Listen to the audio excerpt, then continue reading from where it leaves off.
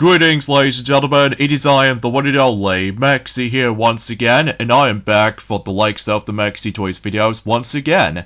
Ladies and gentlemen, welcome back for some more of Let's Play of Sonic the Hedgehog, or most people call it Sonic the Hedgehog 2006, for the Xbox 360/PlayStation 3, while we're still playing through Silver Story. So, last time, speaking of Silver Story though, is about the fact that we did somehow manage to begun Silver Story by experiencing the Crisis City, the first stage in Silver Story, and as a result we did somehow manage able to bump into the first boss in Silver Story, and that's what appears to be Iblis, specifically Iblis Phase 1, and no, that boss is predictably easy, because obviously he's not that much of a threat in my opinion. And on top of that, we did somehow manage to go into the another stage, which appears to be Tropical Jungle in Stage 2, and on top of that, we also did manage to able to went into Wave Ocean, but only for the fact that we only play as Blaze in that specific stage entirely for the sake of Wave Ocean.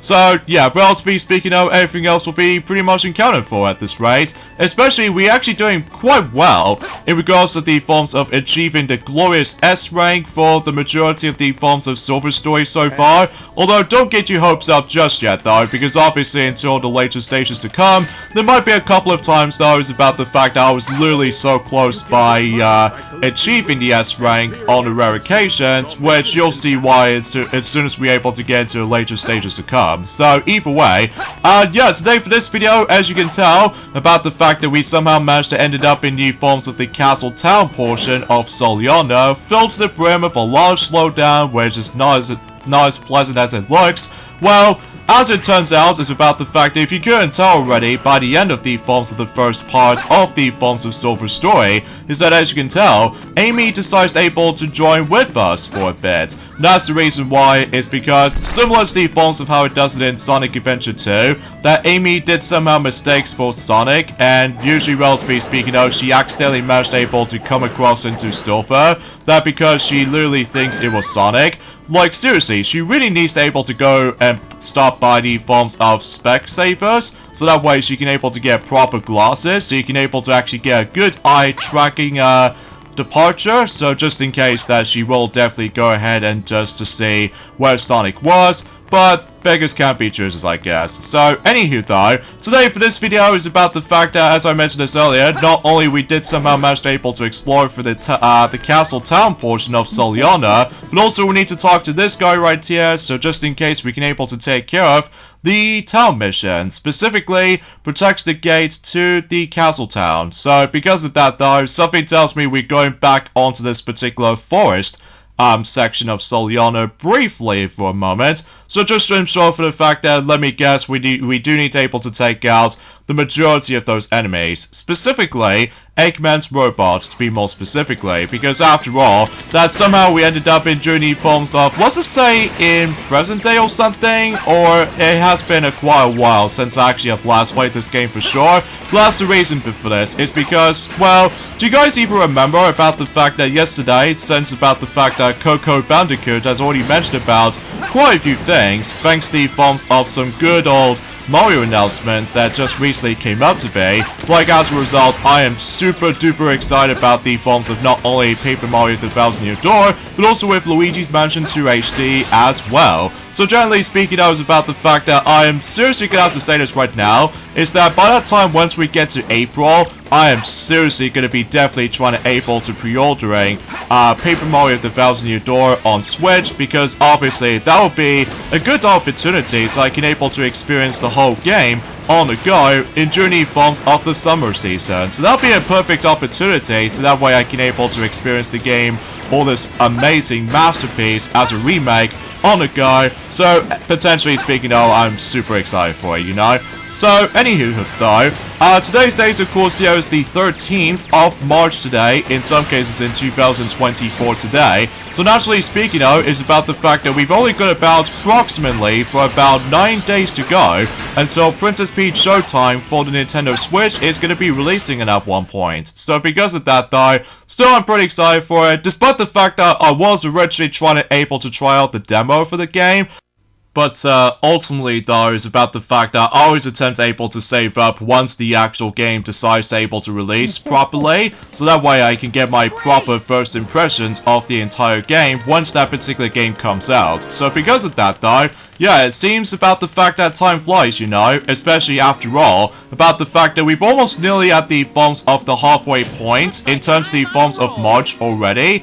And on top of all that stuff, though, is about the fact I'm pretty sure in the UK version of Kung Fu Panda 4, I'm pretty sure we've only got about, let's just say, 15 more days to go until Kung Fu Panda 4 will be releasing on the big screen on cinemas in the UK version. I'm pretty sure anyway. So because of that, though, yeah, we'll save that particular topic if we get onto the forms of by the end of March sometime. But then again, no spoilers please, because obviously I still haven't get a chance to see it yet. So potentially speaking, I'm still pretty excited for it, you know? So as you can tell, we did somehow manage to able to complete that particular town mission, so you know what that means? It's time to head over to the desert, and oh boy, the dusty desert in Silver Story is gonna be a bit of a pain. And the reason being for this is because there is that one specific aspect, or even two aspects I want to point out, is that, well, then again, we'll explain more details about that specific stage as soon as we're able to jump right in. So, and if I were you, it's about the fact that since no matter what, though, like I said this countless amount of times already, since this game does not support autosave, so I'm just gonna be able to just save the game like so, just in case I refuse to able to get a game over, because if I do get a game over, it kicks me into the main menu. So because of that, though, that'll be no fun at all. So, oh boy. I sense Sonic's presence here. Call it my girlish intuition. What am I doing? Sorry. As soon as I find Sonic, I'll help you find who you're looking for, Silver.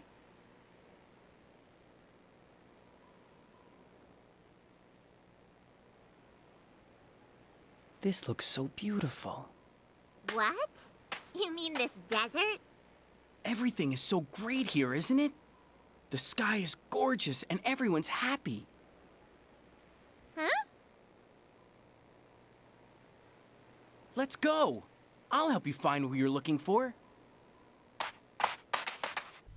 Alright, so the objective in this level, as you can tell, is that we need to find Sonic. So because of that, though, all thanks to the forms of Amy Rose, decides able to join in for a bit. So because of that, though, still, I am not looking forward to able to go into this particular version of Dusty Desert. Although, to be fair, though, luckily, it only has one loading screen. So because of that, though, at least just like the ones and how it does it in Sonic Story, where basically it only has one loading screen. And what makes this a little bit different this time around, though, compared to Sonic Story, as well as the forms of Shadow Story, is that, generally speaking, though, in Sonic Story, it usually mostly takes place in the outside portion of Dusty Desert, and meanwhile in Shadow Story, it does manage to take place in both the outside and the inside. Although, for the sake of the forms of Silver Story this time around, though, as you can tell, is that the entire stage is going to take place in the inside cavern. So because of that, though, and relatively speaking, there was this annoying mechanic of this particular stage coming up, and that's the reason for this, about the fact that I was not looking forward to able to go into this stage entirely in Silver Story. And because of that, as you can tell, we somehow meet up with the forms of those numbered balls. And generally speaking, as you can tell, is that we actually going to be playing pool or snooker, or specifically billiards, depending on what region you lived in. So, yeah, and as you can tell, every time when you do manage to able to hit the ball with Silver's pip slap, basically though is about the fact that the number just decides able to count down by 1, and as a result, your objective on this part is that you need to able to get all these balls into those holes. However, when the actual ball counter goes to 0, and if you hit it again, obviously the balls will explode, because obviously you got able to keep an eye on the counter, so just in case you don't able to waste your time. So, thankfully this part wasn't that big of a deal, but the last part most certainly is the most frustrating. So because of that, though, you see whenever I was getting able to try to get such a progression going, so either way. And yeah, let's continue with the forms of that specific discussion about the forms of how much exciting that was for the sake of the forms of some bunch of Mario announcements just recently, all thanks to the forms of the Mario 10 Day, sent in 3 days ago by this point. So, in addition about the fact that I'm still pretty excited for the sake of the forms of Paper Mario The Thousand Year Door finally gets its release until May, and it's even very weird about the fact that it's going to be releasing on Thursday. So, generally speaking, I was about the fact that, relatively speaking, aside from the fact I'm very surprised about the fact that Coco Bandicoot has completely forgotten to mention about since and yesterday. In addition about the fact that we finally get our hands with the forms of those specific release dates of both Paper Mario The Thousand Year Door remake on Switch, alongside with the forms of Luigi's Mansion 2 HD. Actually, I'll get to more now in a second, because here we have the final playable character in Sonic the Hedgehog 2006, and suffice to say, this is by far the worst playable character in the entire game. Now, as a result, we're going to be playing as Amy Rose, and Amy Rose in this game decides to revert back to its own gameplay style from Adventure 1, and it makes things a lot worse here, like ranging from terrible ground speed and a pretty delayed hammer swing that you have to be so dang close to the forms of specific enemies to able to deal the amount of damage to certain enemies. And also, if you couldn't tell already, since we're going to be doing some occasional platforming, as you can tell, Amy's double jump is pretty much screwed with all this momentum and everything. And there's also technically another ability, which I think is probably best if we show that off until for later, for the sake of the forms of the progression for the likes of Silver's story. But aside from all that stuff though, poor Amy. After the events of the actual playable characters between both Sonic Adventure as well as Sonic Heroes, that Amy was actually quite fun to play as in Sonic Heroes, but then this game happened. Well, at least thankfully though, that was before when Sonic Frontiers did somehow technically brought Amy back as a playable character in a 3D Sonic game, so at least thankfully she's actually a lot more funner to play again, just like in the forms of how it does in Sonic Heroes, and maybe a little bit on Sonic Adventure, aside from the forms of that particular terrain they have to able to try to utilize with the actual speed, momentum and on that game. So, but yeah, apart from those side things though, yeah, Amy is definitely a lot more weaker in this game just because of this particular issues that I have with it. So generally speaking though, I was classifying about the fact that Knuckles is often be considered to be the worst playable character in the game, but it was actually the second worst. So because of that, #1 worst playable character in the game is officially Amy Rose, just because of this stiff hammer swing and of course the actual momentum with the double jump. I will say that Blaze the Cat's double jump is actually infinitely better than Amy's double jump because it actually reaches momentum for Blaze. Well, as far as Amy is concerned, it is horribly eradicated. So because of that though, because again, the momentum is way more screwy around here. So, yeah, that's besides the point. So, anyways, while on the subject when it comes to the forms of how the fact that I'm surprised that Coco Bandicoot has completely forgotten to mention about, since in Journey forms have been yesterday, in addition about the fact that we've already discussed this already, that in addition about the fact that we finally get our hands with the forms of the actual final release dates for both Paper Mario The Thousand Year Door on Switch, alongside with the forms of Luigi's Mansion 2 HD, as it turns out, ever since in yesterday, we actually got ourselves not 1, not 2, but 3 new Mario games has been added for the sake of the Nintendo Switch Online subscription services. And all 3 of them are all on Game Boy services. 1 of them on the original Game Boy, and 2 of them for the Game Boy Color. And those are Dr. Mario, Mario Golf, and Mario Tennis. However, yeah, that's actually pretty cool and everything,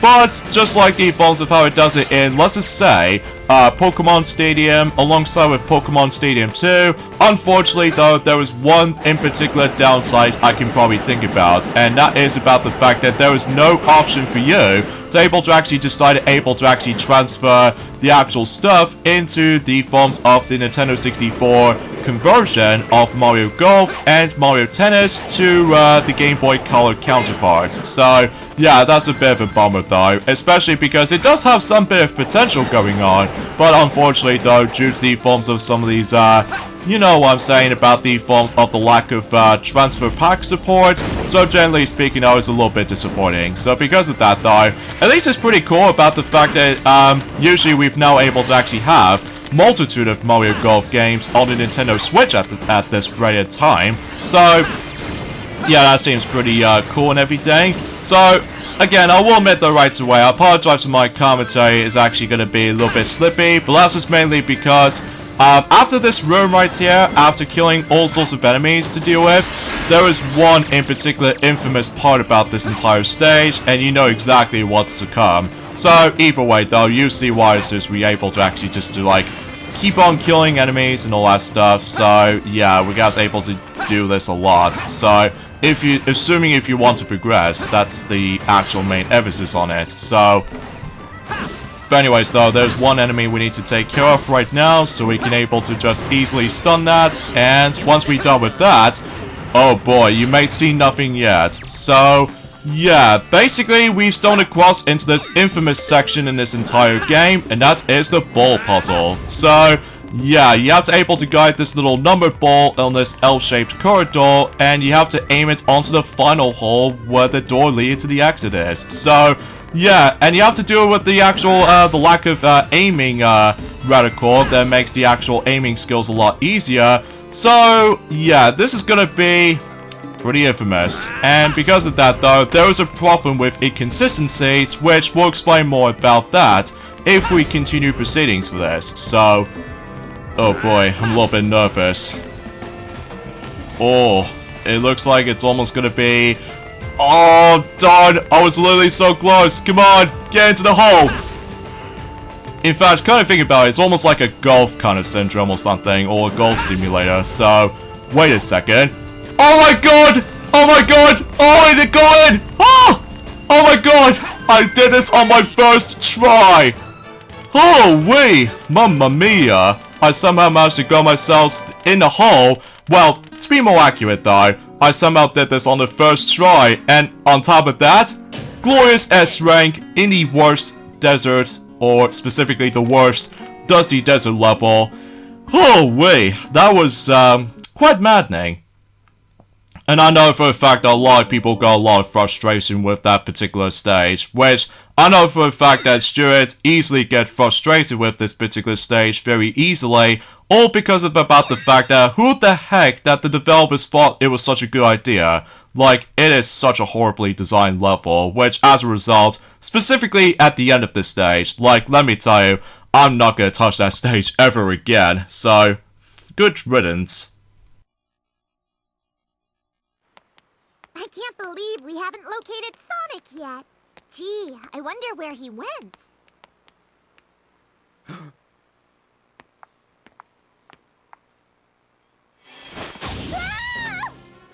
I've been looking for you.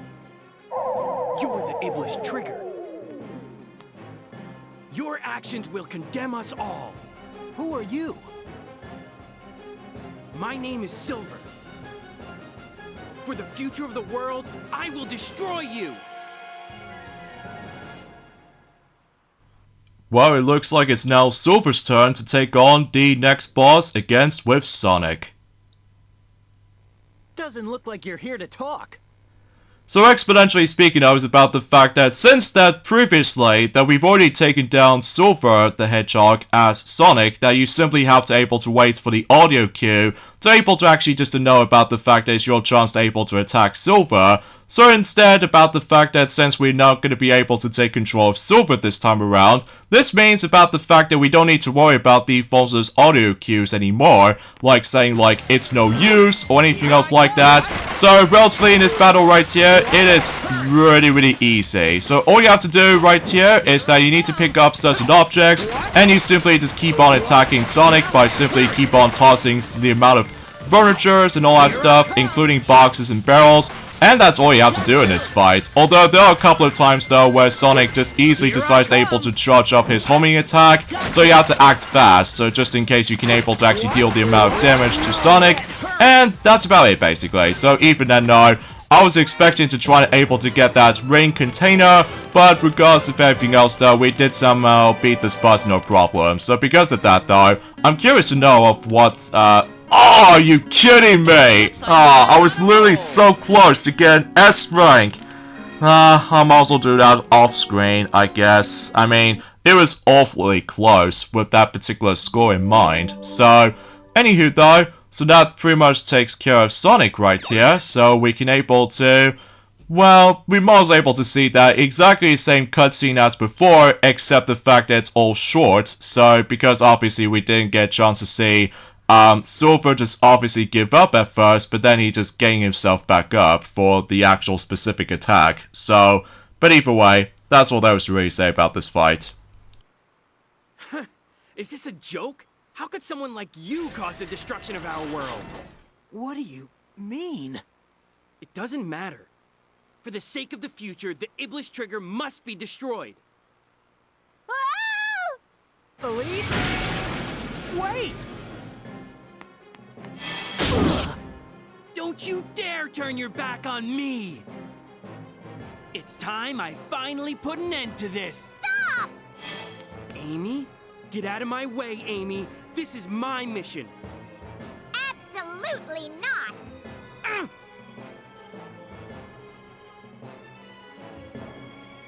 Thanks, Amy.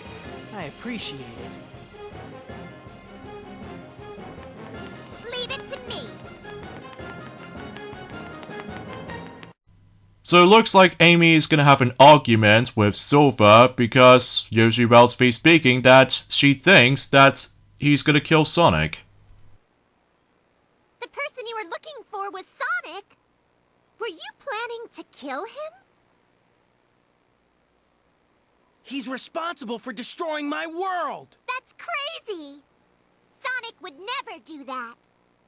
But it's true! In the near future, his actions will cause the devastation of my world! So I must! No! I don't believe it. Even if that was true. If I had to choose between the world and Sonic, I would choose Sonic!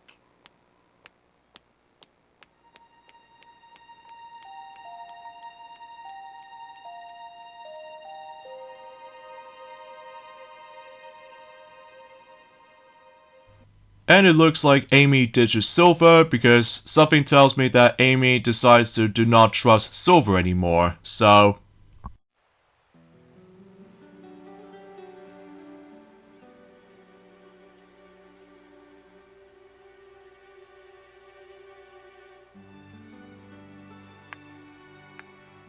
So this is where you are. I've been looking for you.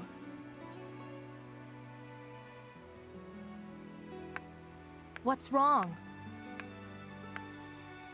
Well, Blaze? To kill someone to save the world. Is that really the right thing to do? You're so naive. Whether it's right or wrong, I can't really say. But what I do know is, if we don't take this chance, the future will remain exactly as it is.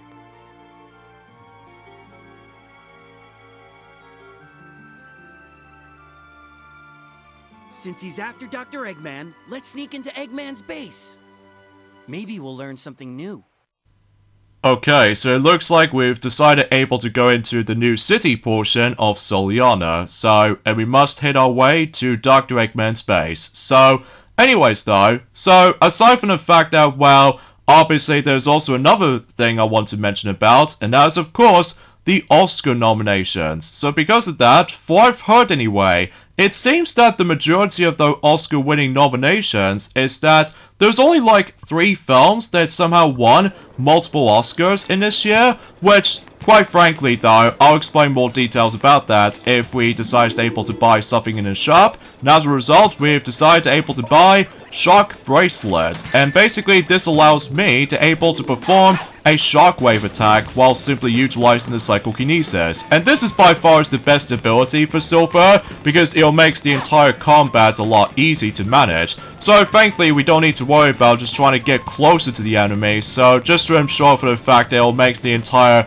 you know, a group of enemies is so much easier to deal with, so we can potentially try to able to make the entire experience a lot more easy to manage. But I'm afraid to tell you is about the fact that this is the only good ability we can just decide to unlock, because afterwards though, there's nothing else we can able to actually just decide able to point things out. Like, I don't think there's gonna be, like, overpowered silver for the sake of time. So, as a result, yeah, I'll explain more about that if we continue proceedings for this. So, anyway, so we must make our way to this particular familiar cave right here, ever since in Sonic's story, except now, there's a group of switches right there. And if you're probably wondering, how do you activate them? Well, we simply just perform that technique as we did some pull-off earlier, and as a result, that way we can able to actually go into this next level, which appears to be White Acropolis. So, as a result, it's been a very long while since we've last been into the forms of White Acropolis, since the beginning portion in Shadow Story.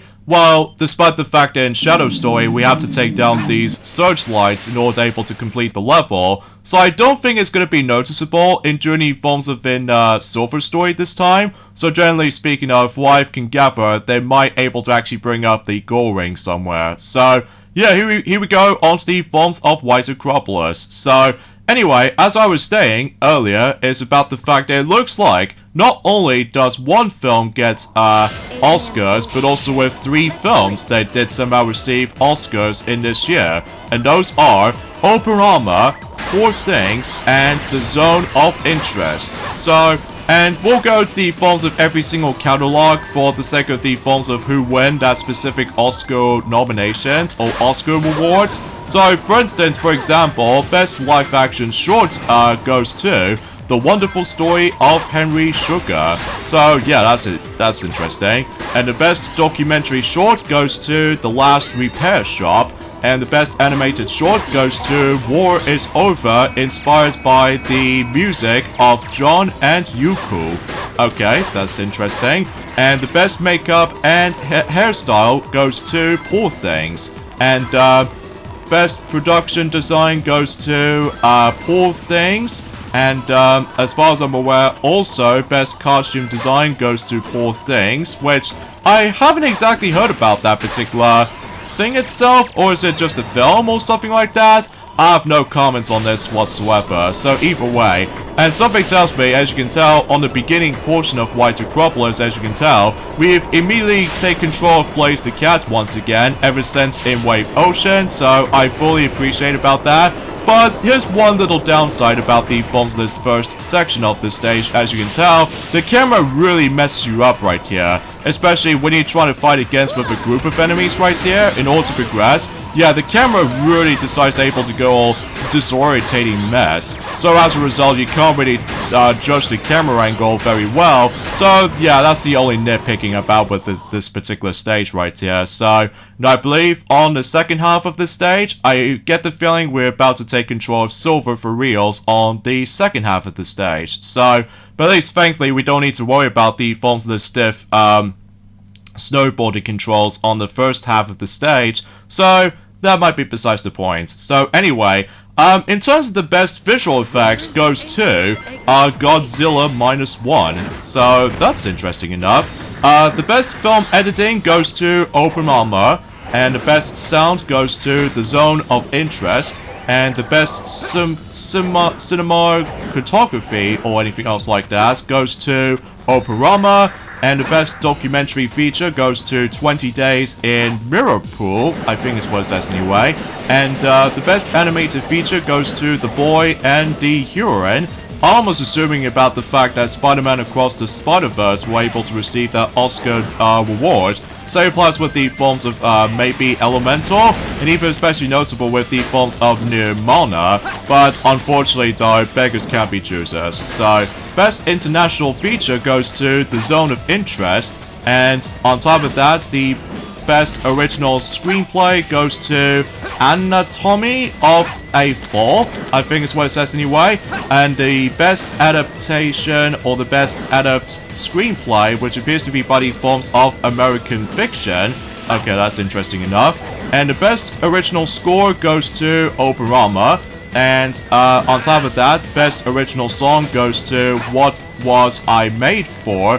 From Barbie, and that was actually interesting enough because I keep on hearing that particular song every time whenever I hear that on several radio stations recently, which I know for a fact that it was quite popular these days, which gee, no wonder why it was actually currently on the best box office performance in Journey films have been last year in 2023. So at least there might be some consumption. So anyway, the best director goes to Operama for the sake of Christopher Nolan.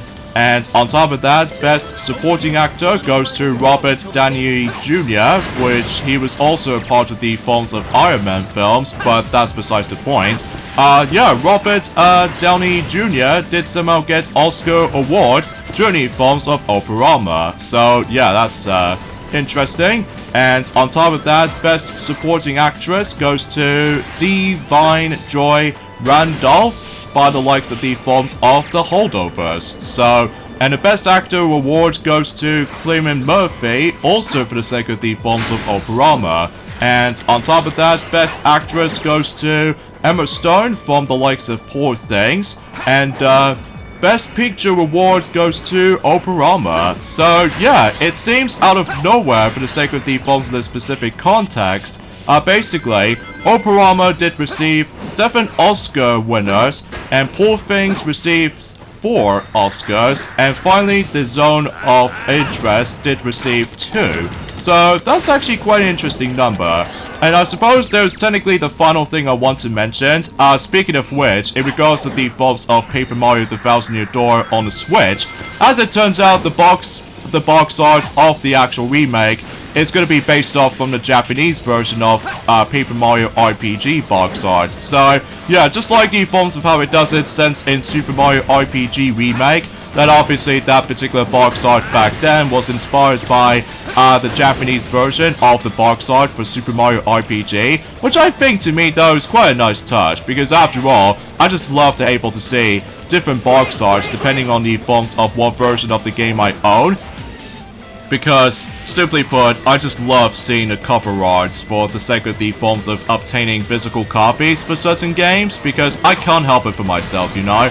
So, anyway, and I suppose all needs left now in terms of the forms of news updates until possibly at some point in the future for the sake of the forms of 2024 itself, is that I have no idea that when does Sonic Cross Shadow Generations was expecting to be releasing at one point. So, well, we already got the forms of the announcement trailer since in Journey forms of about almost 2 months ago. So either way though, but that's besides the point. Maybe we'll discuss more about it if we continue playing through a bunch of Sonic games, not just for the sake of something new, but also maybe some other redo Let's Plays for the sake of time. So, but even then though, yeah, as you can see, the gold ring just somehow appears, so thankfully we don't need to worry about destroying all these searchlights, unlike in Shadow Story, that we have to utilize the actual buggy to able to actually take down all of these searchlights and to able to progress. So, and I suppose that pretty much does it for White Acropolis for Silver Story. So,